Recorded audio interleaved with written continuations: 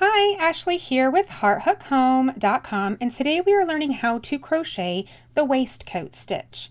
This stitch is one of the most dense crochet stitches there is because we're going into the actual post of the single crochet from the row before it. So if you can make the single crochet, you can crochet the waistcoat stitch. This stitch does take a while to crochet because of how shallow the rows are, but it does create a great texture, great for washcloths, great for anything that needs to hold up well and is not see-through. So let's learn how to crochet this today. When crocheting the waistcoat stitch, you can start with any number of chains. It does not matter for this stitch. What we're going to do is we have our foundation chain here, and we are going to single crochet our way back through. And those single crochets will give us the foundation that we need in order to make the actual waistcoat stitch. So I'm going to find the second chain from my hook. Here I have 11 chains. I'm finding the second chain from my hook, and I'm going to single crochet in this back bar right here. And now I'm going to single crochet in each one of these all the way to the end of the row. All right, so here we have 10 single crochets. Now, one thing that I like to do when making my waistcoat, and when I chain one and turn here in a second, I'm going to place a single crochet in the first and a single crochet in the last, which means that I have 8 stitches in the middle that will be the actual waistcoat stitch itself. So in order to start this waistcoat, I'm going to chain one and turn. I like to place the single crochet as normal right in that first space, the first stitch, regular old plain Jane single crochet. Now for the first actual waistcoat stitch, what we're doing is we're going through the post of that single crochet. So you're going to try to find underneath this horizontal bar right here, there's the 2 legs of that single crochet. Do you see that? How there's this leg here and this leg here? You're going to go through that underneath that horizontal bar. So I'm going through this all the way to the other side, just like that. So you're going through the entire stitch. And now I'm going to pull up a loop, and it does help if you kind of make this loop a little bit taller than you normally would. I kind of rotate my hand down a little bit so that this loop is a little bit taller. And then we're going to complete that single crochet as normal. So really the only difference between a waistcoat and a regular single crochet is where you're placing that hook. So here on this next stitch, we have this horizontal bar right here, and then we have the 2 legs of that single crochet on the left and on the right. We're going to go under the bar and between the legs, just like this. And you're going to come out the other side, and you're going to be in between the legs on that side as well. So you're literally going straight through the center of that stitch. It can be difficult at first to get your bearings. So I'm going to make that loop here just a little bit taller than I normally would, and go ahead and complete that single crochet as normal. I'm going to find the legs of that next single crochet. So right here, I'm going to place my hook. I'm going to go through and make sure that I come out on the other side in the middle of that single crochet stitch. It's kind of hard to show. I'm going to go through this one. Here's the horizontal bar, here's the left leg, and here's the right leg, and I'm going right in the middle. You can kind of feel it with this finger here. If you're getting it in the right spot, you can kind of feel it because it'll be right in the center of it.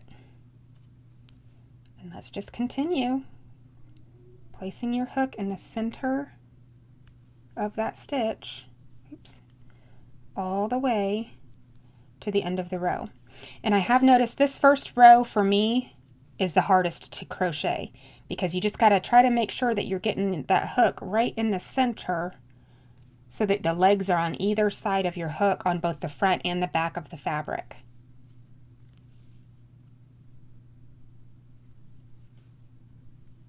And pull up this loop just a little bit taller than normal and complete that single crochet. Go through the legs here.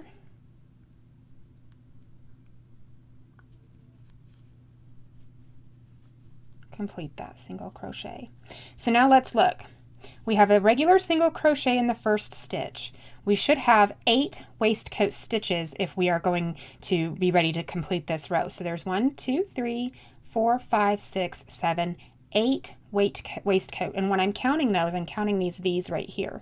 Right, so here's a regular single crochet, 1, 2, 3, 4, 5, 6, 7, 8. So that means that I'm ready for a single crochet in the last stitch, a regular plain old single crochet. And the reason that I do single crochets on the front and the last is because I feel like it keeps the edges a lot more straight than they normally would be if I tried to do a waistcoat there as well. So now we are ready to chain 1 and turn. I'm going to place a regular old single crochet in the very first stitch, and I do like to make these single crochets a little bit tighter than normal. The outside ones, not the inside ones. So now I'm going to find the horizontal bar right here. There's the left leg and there's the right leg, and I'm going to go right in the center of those legs, and it should be on this in the center of those legs if you look at it from the opposite direction as well. So I'm going to pull up my loop, and I'm going to pull this loop up a little bit taller than normal. And what that does when you're making that loop a little bit taller than normal, it makes it easier when we're coming back so you can see all these legs. Let's look here. You can see all of these legs from the previous row. So this is where we're going to be placing our hook, in the center of those legs, right? So when you're pulling up this loop a little bit taller, it just makes it easier for you to be able, number 1, to find the space in between the legs that you need to go into, and number 2, to actually get your hook in there. I have noticed that sometimes it's a little bit easier with the waistcoat stitch if you have a little bit of a pointier crochet hook. That does tend to help to really get that hook in the correct placement. And then you can kind of feel it with this finger in the back if it's going in the correct spot or not. So I'm going to make that nice and tall loop, and I'm just going to continue going through the legs of each of these stitches all the way to the end.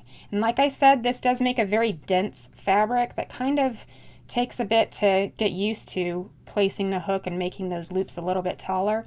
But once you get going, it really isn't too bad, especially since if you just think of it as a single crochet or a variation of the single crochet, that's all it is. Now I will say I don't like doing large projects with this stitch because of just how long it takes, but it is beautiful, isn't it? So squishy and so thick and plush. So now I've got my single crochet here. I should have 1, 2, 3, 4, 5, 6, 7, 8, which means I'm going to put a regular old single crochet in the top of this one here. And that is all we're going to do the entire time. That's it. All you're doing is going in between those legs. So when I chain 1 here and turn, then I'm going to place a regular single crochet here, and I'm going to place a waistcoat here in between those legs, here, here, here, here, here, here, here, and then a regular single crochet there. And that's it. That's all there is to the waistcoat stitch. Sometimes working this stitch in the round gives it more of a knit look. So if you're making mittens or a hat or something that is worked in continuous rounds without turning every row, it will give it even more of a knit look appearance. So I hope you enjoy the waistcoat stitch, and I look forward to crocheting more with you soon. Thank you for watching.